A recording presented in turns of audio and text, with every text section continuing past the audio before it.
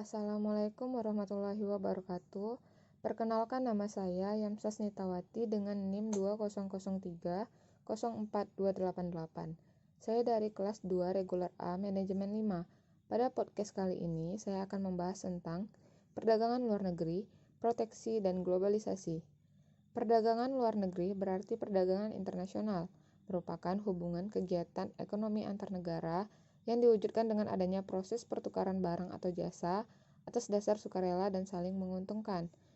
Beberapa keuntungan melakukan perdagangan, yaitu memperoleh barang yang tidak dapat diproduksi di dalam negeri, memperoleh keuntungan dari spesialisasi, memperluas pasar industri-industri dalam negeri, menggunakan teknologi modern, dan meningkatkan produktivitas. Asumsi-asumsi yang digunakan di dalam menunjukkan keuntungan yang didapat dari perdagangan luar negeri biasanya digunakan dua cara, yaitu menggunakan angka-angka dan dengan menggunakan grafik. Gambaran keuntungan perdagangan luar negeri dengan angka yaitu gambaran di mana masing-masing negara memiliki keuntungan mutlak dalam mengeluarkan suatu barang, dan gambaran di mana masing-masing negara memiliki keuntungan berbanding dalam mengeluarkan suatu barang. Keuntungan mutlak adalah keuntungan yang diperoleh oleh suatu negara dari mengkhususkan kegiatannya untuk memproduksi barang dengan efisiensi yang lebih tinggi dari negara-negara lain.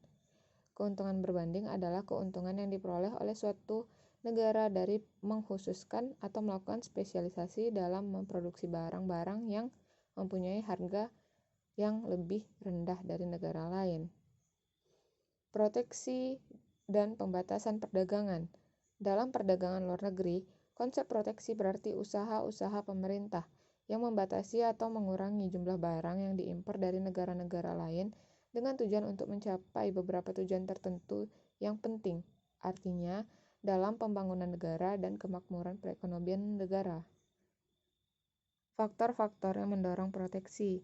Beberapa tujuan penting itu adalah untuk mengatasi masalah deflasi dan pengangguran, mendorong perkembangan industri baru, untuk mendiversifikasikan perekonomian, untuk menghindari kemerosotan industri-industri tertentu, untuk memperbaiki neraca pembayaran, untuk menghindari dumping, dan untuk menambah pendapatan pemerintah. Alat pembatasan perdagangan yaitu 1. Tarif dan pajak impor. Hambatan perdagangan yang berbentuk pajak atas barang-barang yang diimpor dinamakan tarif. Proteksi perdagangan ini dapat dibedakan menjadi dua jenis, yaitu 1. Tarif ad valorem, yaitu pajak impor yang dihitung berdasarkan harga dari barang yang diimpor. 2. Tarif spesifik atau khusus, yaitu pajak yang dinilai tetap walaupun harga barang impor berubah. 2. Kuota pembatasan impor merupakan bentuk hambatan perdagangan yang menentukan jumlah maksimum suatu jenis barang yang dapat diimpor dalam suatu periode tertentu. 3.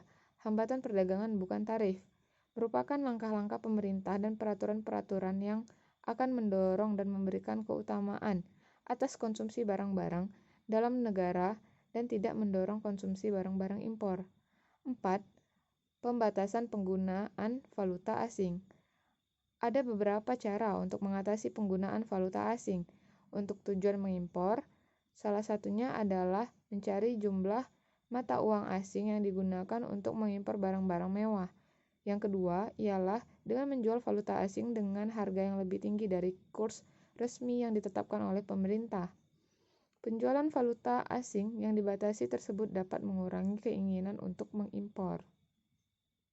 Globalisasi dalam pertumbuhan ekonomi. Globalisasi adalah kondisi dunia yang mengglobal di mana terjadi peningkatan keterkaitan dan ketergantungan antar bangsa dan antar manusia di seluruh dunia melalui perdagangan, investasi, perjalanan, budaya populer, dan bentuk-bentuk interaksi yang lain, sehingga menembus batasan-batasan antar negara. Faktor-faktor yang mewujudkan globalisasi yaitu perkembangan politik dunia, peningkatan praktek perdagangan bebas, dan perkembangan perusahaan multinasional. Globalisasi dan pertumbuhan ekonomi. Ada beberapa kebaikan globalisasi, yaitu produksi dunia dapat ditingkatkan, meningkatkan kemakmuran masyarakat dalam suatu negara, meluaskan pasar untuk hasil produksi dalam negeri, dan dapat memperoleh lebih banyak modal dan teknologi yang lebih baik. Beberapa keburukan globalisasi, yaitu menimbulkan efek buruk kepada pertumbuhan sektor industri pengolahan, memperburuk keadaan neraca pembayaran, menimbulkan ketidakstabilan sektor keuangan yang lebih besar, dan memperburuk prospek pertumbuhan ekonomi jangka panjang.